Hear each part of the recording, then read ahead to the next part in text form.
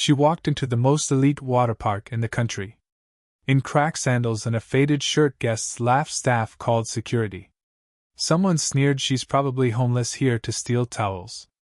Mocked, filmed, humiliated, she said nothing. Just walked calmly to the 10-meter tower. They jeered until she dove, a perfect triple tuck. No splash, no flaw, no sound. Because she's the world champion in diving, and the owner they tried to throw out. The Valerian Springs Water Club was more fortress than resort. A $2,000 a day enclave wrapped in white marble, saltwater pools, and chrome-plated waterfalls. Palm trees curved with curated perfection, and every cabana bore monograms stitched by heritage French tailors. The kind of place that boasted no reservations, only recommendations. When Mara Lin, 35, walked through the front gates, the world paused, then jeered. She wore cracked rubber sandals and faded cargo shorts that sagged at the knees. A threadbare t-shirt, once navy, hung loose on her lean frame, bleached and softened by years of sun and salt. Her dark hair clung damp to her temples in limp strands, tied back with a fraying elastic.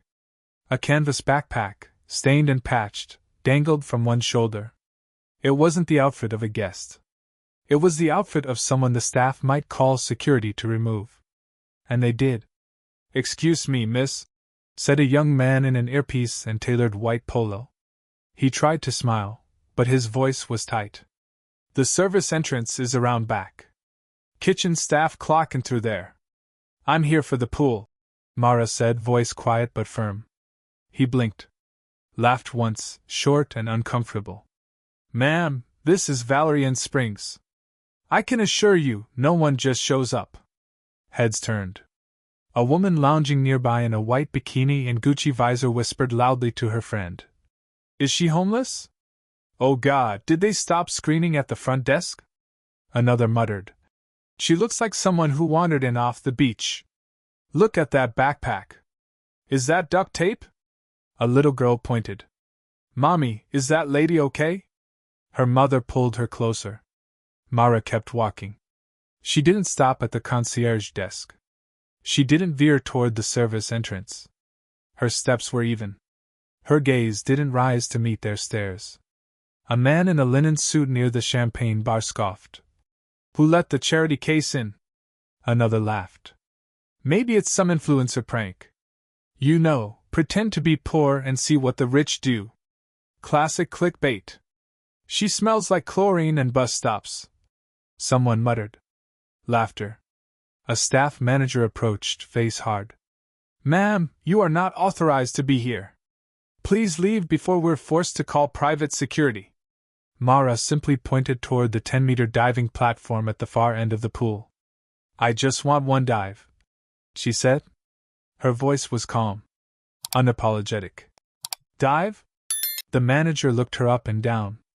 "You're not even in a suit."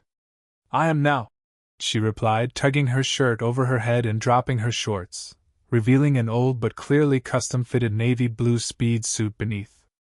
It clung to her like it belonged. Gasps. "She brought a swimsuit?" A teen boy whispered, filming. "This is gonna be viral AF." People laughed again. Some with cruelty, some with intrigue. All with disbelief. The crowd followed her in waves. Phones raised. Murmurs everywhere. "She's going to embarrass herself," someone said. 10 meters is Olympic level. She'll belly flop and snap her spine." Mara climbed the tower. The crowd gathered. Mockery rippled upward like wind against the platform. From 10 meters up, Mara stood alone. Below, hundreds jeered, a sea of skin, sunglasses, and luxury SPF. But she didn't waver. She bent her knees. She dove. She hadn't even left the platform before the mockery grew claws. "She's climbing it. Oh my God, she's actually climbing it," a girl in a silk wrap said, wide-eyed and grinning. "Someone stop her. That platform is for certified athletes." The staff didn't move. They watched. Filming had begun. "Get a load of her form."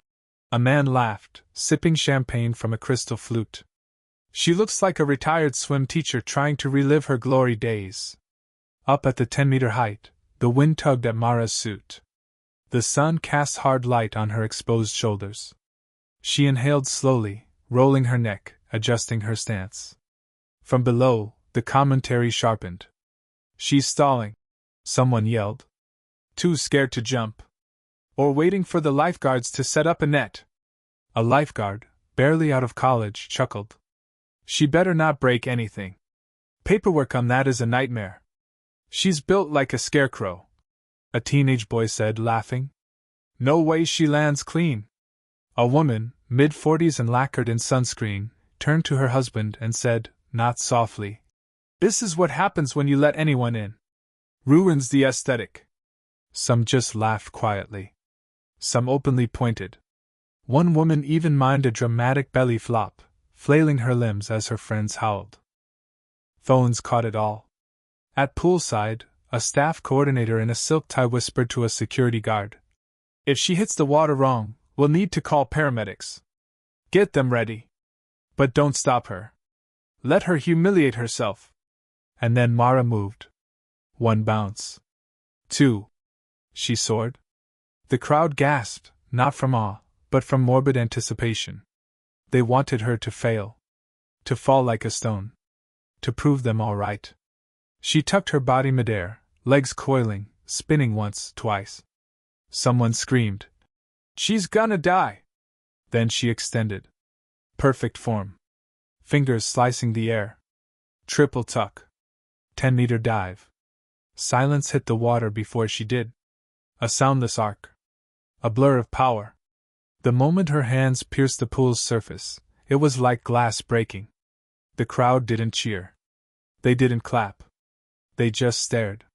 She emerged, smooth and calm, brushing hair from her face. A man dropped his phone. A child whispered, "That was like the Olympics." The woman in the Gucci visor swallowed. "What was that?" "She didn't even splash," said another. "That's impossible."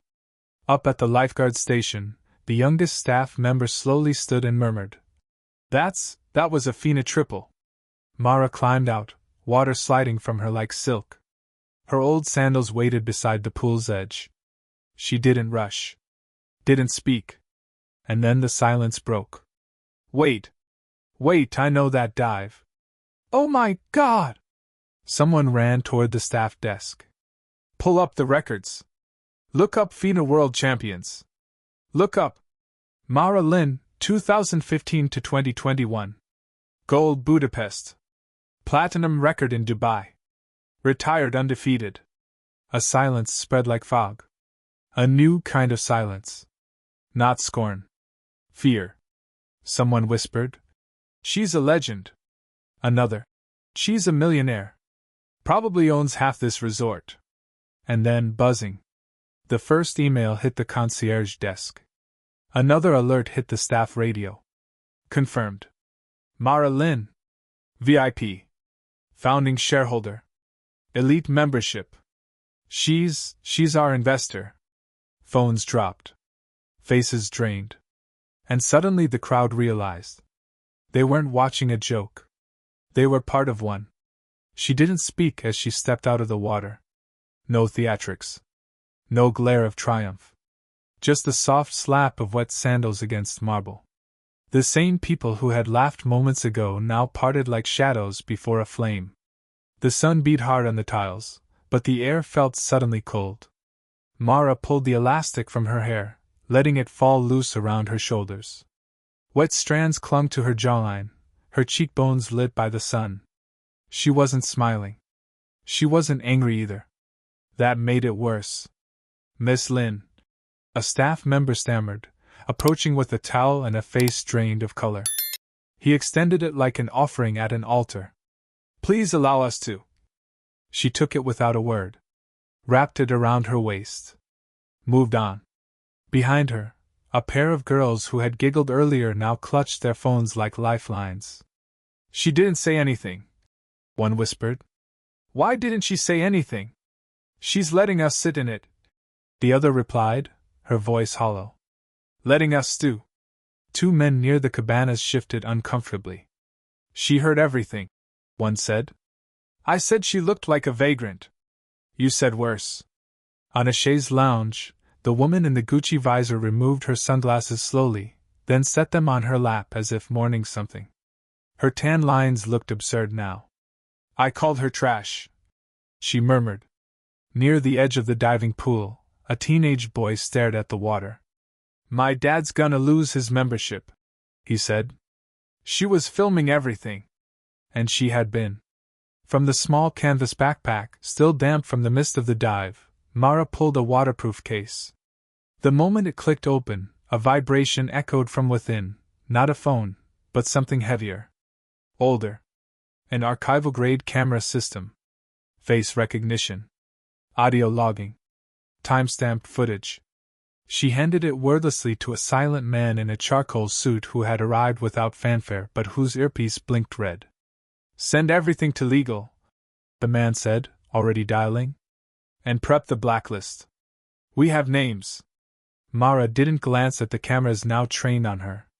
She didn't look at the whispering staff or the squirming influencers, or the coordinator who had tried to have her removed just 15 minutes ago. She walked toward the private lounge on the upper deck. The restricted one, the one she helped design. Her sandals echoed with each step. A rhythm of judgment. She didn't rush. She didn't speak. She didn't have to. And as she passed the crowd, a voice, soft, but filled with dread, whispered, We're all screwed. The lounge doors parted before she reached them. A biometric scanner blinked once, scanned her soaked wrist, and turned green. Access granted, Tier 1, Founding Executive. Inside, air conditioning hummed beneath the hush of wealth. Frosted glass, soft teak floors, linen-draped lounges reserved for the elite, not influencers, not legacy members, but owners. Visionaries. Mara Lin stepped in, still barefoot and dripping, as silence followed her like smoke. At the bar, a man in a slate suit dropped his glass. It shattered on the marble. She's real, he whispered to no one. A moment later, the overhead screens flickered, the pool feeds, once showing the 10-meter platform and crowds of guests, now rerouted to a different display. A black screen. Then a logo, Valerian Holdings private boardroom feed. And then the voice. This is Mara Lin, the voice said. Not live, a pre-recorded announcement. The screen cut to a headshot, Mara in a tailored navy suit, her hair tied back, standing before a podium labeled Global Aquatic Legacy Trust. I've funded 47% of Valerian Springs since its inception, the voice continued. I trained on this very platform before it was marble and chrome. I own the foundation that licenses the Olympic coaching curriculum now used by this facility's elite program. I designed the safety tech, funded the filtration system, and sat on the board that wrote the club's code of ethics. Back at the pool, the crowd stared at the screen in stunned silence. And today, the voice concluded, I came unannounced. Not for a show. Not for drama. But because I needed to see what this place had become without my name in gold at the entrance. Gasps. A younger staff member near the poolside locker room dropped her phone. That's why she had full access. That's why the boardroom's on lockdown. In the lounge, a man in a white blazer turned to the now stiff concierge. You escorted her to the back gate. The woman paled. She looked like a person, Mara said, finally speaking, her voice like glass against stone. That was the point. Her eyes swept the room, not with contempt, not with fire. Just stillness. Like a wave before it breaks. Every single person who mocked me, she continued, did it with confidence. Not a pause. Not a question. Because I didn't look like you expected. She turned. The screen flickered again, now showing a spreadsheet of names. Time-coded. Labeled by voiceprints and facial recognition. Blacklisted. Fined. Flagged for formal review. And at the top of the document, highlighted in red, permanent revocation of Valerian status, Tier 4 to Tier 0. The woman in the Gucci visor gasped. That's my family name, my husband's name. Then your husband should have spoken up, Mara said quietly. By the time the guest registry updated, Half the pool deck was already clearing. The list wasn't just a warning. It was a sentence. The woman in the Gucci visor, Lillian Dane, heiress of a coastal real estate empire, received the first alert on her phone. Valerian access revoked, lifetime ban issued, public apology recommended to avoid defamation suit. She gasped. Her screen blinked again. Membership terminated, all holdings transferred to neutral arbitration. Her husband, a silent man in tortoiseshell glasses, whispered, "You filmed her. You laughed. You made her go viral." "I didn't know," she choked. "I didn't know who she was." "But that's the point," said a voice behind her. They turned. A tall man in a dark tailored uniform, head of internal security. His badge bore the seal of Valerian Holdings. "You treated someone like garbage because you didn't know who she was. That's why it matters." Dozens of alerts went out across the pool deck. Jordan Eames publicly accused her of trespassing. Fined $80,000 for defamation. Pia Thornhill posted Mara's photo with mocking hashtags. Social media accounts suspended by legal request.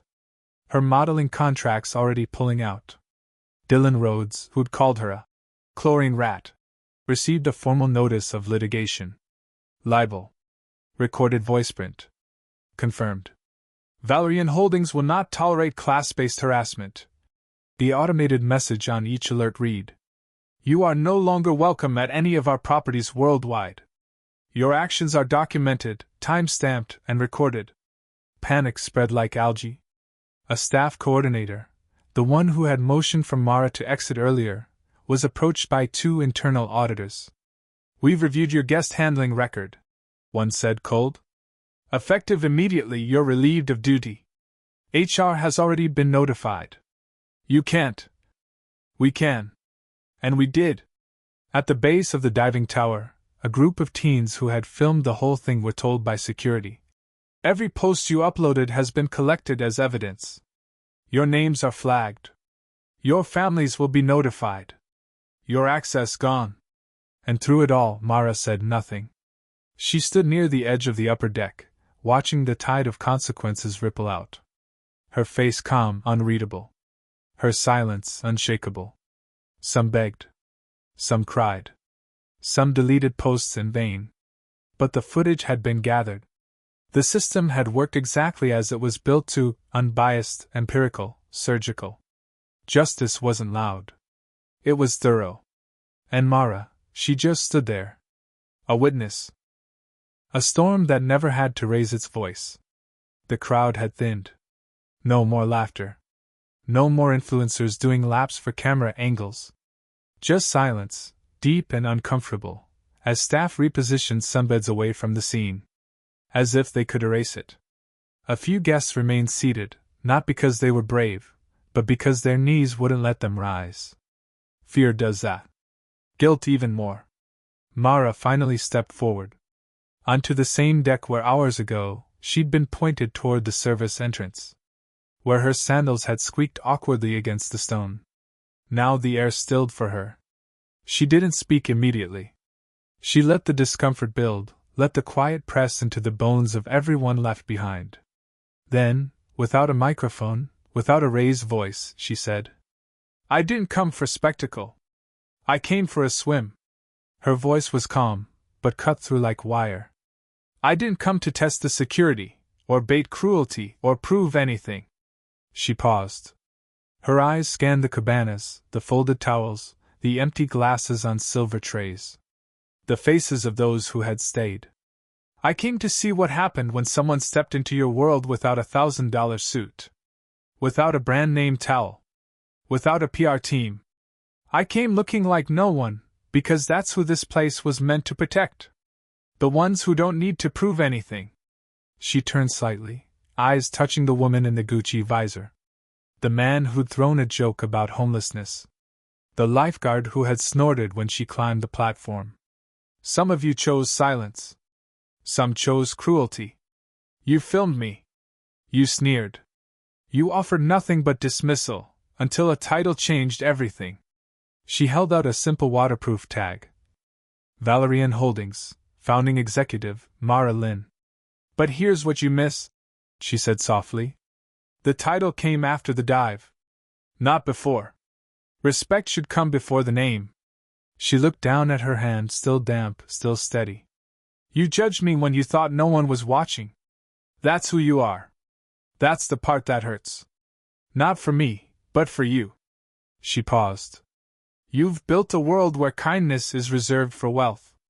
Where dignity is earned with appearances. That world's not mine. Her gaze swept the deck once more, final now, unmoved. I don't need your seats. I don't want your invitations. I came to see your truth, and now I have. And then, she stepped down. Quiet. Measured. Leaving no applause behind, only a stunned silence that clung like wet ash. She didn't rush. Mara walked past the cabanas, the bar, the diving tower where so many had laughed. No entourage. No camera crew. Just damp sandals, dripping hair, and the smell of chlorine still fresh on her skin. The chaos was over. The loud ones were gone. What remained were three people. Ordinary. Quiet. One was an older woman in a gray staff uniform, a janitor, hunched at the edge of the snack station, who had offered Mara a towel before anyone else had spoken to her. She hadn't known who Mara was. She hadn't cared. She approached now, hesitating. I didn't realize they'd act like that, she said softly, eyes wide with apology. I tried to stop the girl recording you. I really did. Mara smiled, just a little. You offered me water. That's all I needed. The woman nodded, blinking fast. For what it's worth. I think you dove better than anyone I've ever seen. And I'm old enough to remember Barcelona '92. They shared a look. Then Mara reached into her bag and pulled out a folded slip of paper. Come by this address next week, she said. Tell them you're a referral. They'll help you finish that physical therapy program you paused last year. The woman gasped. How? I read the badge on your locker key, Mara said gently. You taped it next to a picture of your daughter. I remember people who show kindness. Not far off, a young lifeguard stood wringing his hands. He hadn't laughed. He hadn't helped either. But when a group of guests began mocking her near the locker rooms, he'd silently turned off the live feed and deleted the backup. He approached now, sheepish. I could have done more. Yes, Mara said. But you didn't do worse. He offered a small, sad nod. I'll remember that, she added. And finally, a boy. Maybe 12. Skinny, awkward, with oversized goggles still around his neck. He approached her cautiously, holding out a laminated card with shaky hands. It was wrong what they did, he said. You swam like no one else ever could. Mara knelt to meet his eyes. What's your name? Ravi. She took the card. It was his youth member badge. She smiled. You're in the right pool, Ravi. He grinned, face glowing. Really? Really. She rose, nodded once to each of the three, then walked toward the exit, not the service entrance. The main gate. Where she'd been nearly turned away that morning. This time, the doors opened before she touched them. Outside, the city roared as usual. But behind those marble walls, the world had changed. Just a little. But enough. By dusk, Valerian Springs had gone viral for all the wrong reasons. Aerial drone footage, originally meant to promote the resort's summer expansion, had captured the dive. The triple tuck, the crowd, the aftermath. It wasn't posted by Mara. It was leaked by a contractor, who'd saved a backup stream on a private server. The caption read, She walked in looking like no one. Then she made the sky bend. Within hours, the clip hit 18 million views. Comments erupted. She didn't need revenge. Her silence was punishment enough. The water didn't ripple. She did. Mara Lin, the quiet storm we all needed. Meanwhile, the names flagged in Mara's internal audit began appearing on Valerian Holdings' disciplinary disclosures. Not just banned, blacklisted across all affiliated luxury properties. The woman in the Gucci visor, Lillian Dane, lost her executive pass to 2 private resorts and was removed from 3 donor boards. Her fashion sponsorships quietly pulled out. Her social feeds went dark. Pia Thornhill, the influencer, posted a tearful apology video filmed in her marble bathroom. It was promptly ratioed. Comments were locked. One clip went viral showing her shrieking at a staffer moments before Mara's dive. Jordan Eames, the man who made the vagrant comment, tried to sue for defamation, only to find that Mara had never mentioned his name. His words had named themselves. His case was thrown out. His corporate PR firm dropped him. The lifeguard who deleted the footage received a quiet promotion, transferred to Valorian's aquatic outreach program, with a handwritten note on his file. He paused the damage when he could. The janitor, Sophie Ansel, found her tuition to a private physical therapy certification covered in full. Paid in cash. No explanation. Just a stamped envelope, unsigned. And Ravi, the 12-year-old swimmer? His laminated ID was upgraded to a lifetime use sponsorship. Private lessons. National training access. First in his family to receive it. No press release. No branding. Just a slip of paper with 2 words written in neat block print. Swim forward. 10 years earlier, Mara Lin stood barefoot on cracked pool tiles, not at Valerian, but at a rusted municipal center in her hometown, a sunburnt port town where the only thing colder than the showers was the looks you got if your shoes had holes. She was 25. She owned 2 swimsuits, both stitched by hand. Her goggles were borrowed. Her coach was her mother's friend, a retired Navy diver with arthritis and a whistle that didn't work. But her form? Impeccable. She could flip through sky and silence like her body was born for the arc. The water didn't catch her, it welcomed her.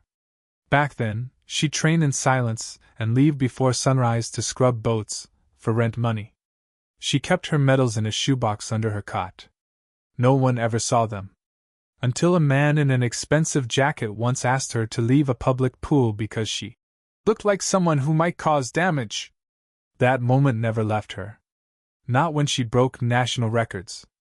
Not when she climbed podiums in Berlin and Busan.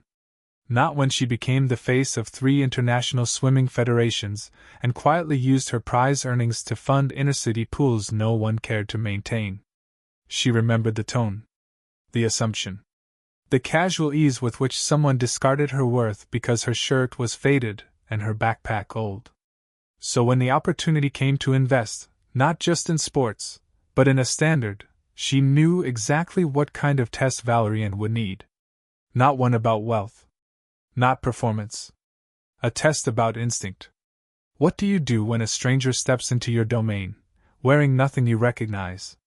Do you offer water? Or do you offer disdain? That was the question. And Valerian, despite its glass and chrome, had failed. The spreadsheet wasn't vengeance.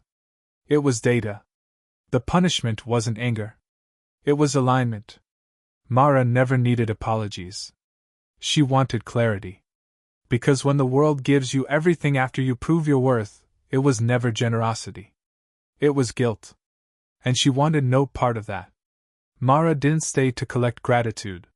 She left the way she arrived, quiet, unguarded, unbothered. No limo waited. No fanfare. Just the fading sunlight brushing the walkway outside Valorian's pristine walls. Inside, staff were still whispering. Phones buzzed with press inquiries.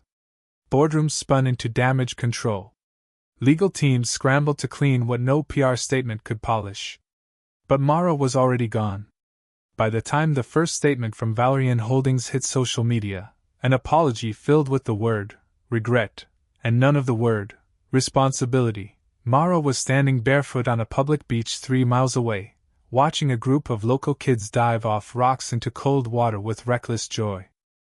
A little girl belly flopped and came up laughing. Mara smiled, knees bent slightly, the air thick with salt and laughter. Her phone buzzed, a call from a board chair in Singapore, another from Geneva. She turned it face down. A younger swimmer from the beach noticed her and asked, "Aren't you that lady who did the triple flip on the rich people?" Mara chuckled softly. Something like that. The kid nodded, impressed. You going to be on TV? No, she said. I'm going to be here. The tide was pulling in. She dropped her sandals, took 3 running steps, and dove, not for show, not for memory, but for peace. The water welcomed her like an old friend. She stayed under for a long time. When she surfaced, the world hadn't changed much. But maybe the next kid to walk through gold-plated gates and worn-out shoes would be met with pause instead of cruelty. Maybe that would be enough. Back at Valerian, 3 names, Ravi, Sophie, and the young lifeguard, had been quietly added to a new program Mara authorized from afar. The Lin Standard, a watch list of worth. Not those to punish, but those who chose decency when no one else did. No press. No headlines. Just a quiet correction to the balance. Because power, real power, doesn't speak to crush. It speaks to remind. And walks away before the echo fades.